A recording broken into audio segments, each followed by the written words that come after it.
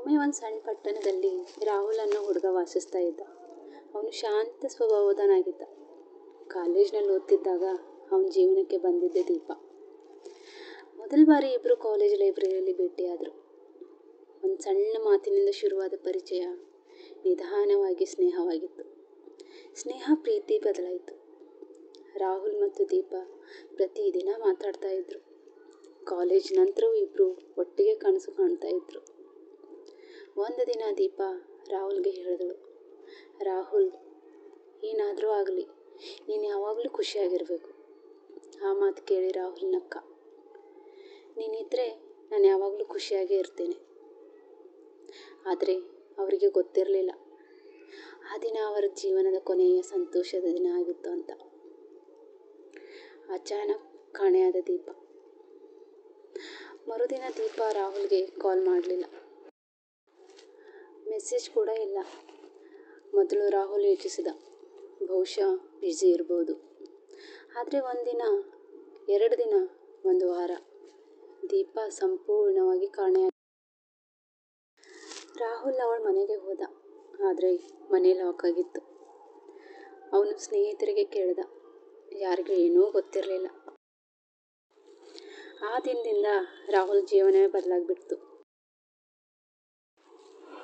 5 ವರ್ಷಗಳ ನಂತರ ಒಂದು ರಾತ್ರಿ 12 ಗಂಟೆಗೆ ರಾಹುಲ್ ಫೋನ್ಗೆ ಒಂದು ವಾಟ್ಸಪ್ ಮೆಸೇಜ್ ಬರುತ್ತದೆ. ಆ ನಂಬರ್ ನೋಡಿದ ಕ್ಷಣ ಅವನ ಹೃದಯವೇ ನಿಂತಂತಾಯಿತು. ಅದು ದೀಪಾ ನಂಬರ್.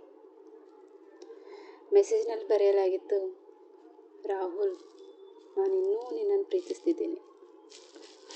ರಾಹುಲ್ ಕೈಗಳು ಕಂಪಿಸ್ತಾ ಇದ್ವು. ಅವನು ತಕ್ಷಣ ರಿಪ್ಲೈ ಮಾಡ್ತಾನೆ, ದೀಪಾ, ನೀನು ಎಲ್ಲಿದ್ದೀಯಾ? ಏಕೆ ಹೋಗಿದ್ದಿ? ಕೆಲವು ಕ್ಷಣಗಳ ನಂತರ ಮತ್ತೆ ಮೆಸೇಜ್ ಬರ್ತದೆ, ನನ್ನನ್ನು ಹುಡುಕಬೇಡ, ಸತ್ಯ ಗೊತ್ತಾದರೆ ನಿನ್ನನ್ನು ಹೃದಯ ಮುರಿಯುತ್ತದೆ. ಇದು ಓದಿದ ರಾಹುಲ್ ಇನ್ನೂ ಗೊಂದಲಕ್ಕೆ ಸಿಗುತ್ತಾನೆ.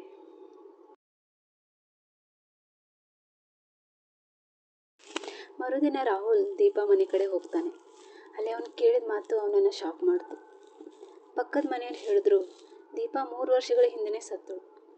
ಆ ಮಾತು ಕೇಳಿ ರಾಹುಲ್ ಕಾಲಿನ ಮೇಲೆ ನಿಲ್ಲಲು ಸಾಧ್ಯವಾಗಲಿಲ್ಲ.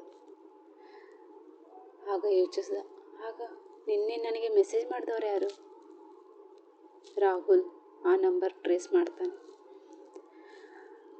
ಕೊನೆಗೆ ಅವನಿಗೆ ಗೊತ್ತಾಗ್ತದೆ, ದೀಪಾ ಸಾಯುವ ಮೊದಲು ತನ್ನ ಫೋನ್ನಲ್ಲಿ ಕೆಲವು ಸ್ಕೆಡ್ಯೂಲ್ ಮೆಸೇಜ್ ಸೆಟ್ ಮಾಡಿದ್ಲು ಅಂತ.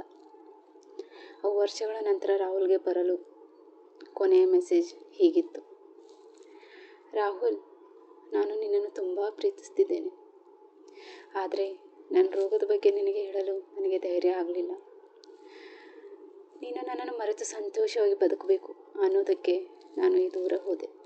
ರಾಹುಲ್ ಕಣ್ಣಲ್ಲಿ ನೀರು ಬಂತು. ಅವನು ಫೋನ್ ನೋಡ್ತಾ ನಿಧಾನವಾಗಿ ಹೇಳ್ದ, ದೀಪಾ, ನಾನು ಇಂದಿಗೂ ನಿನ್ನನ್ನೇ ಪ್ರೀತಿಸ್ತಿದ್ದೇನೆ.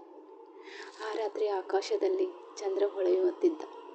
ಆದರೆ ರಾಹುಲ್ ಹೃದಯದಲ್ಲಿ ಮಾತ್ರ ಒಂದು ಖಾಲಿ ಜಾಗ ಉಳಿದಿತ್ತು. ಅದು ದೀಪಾ ನೆನಪು.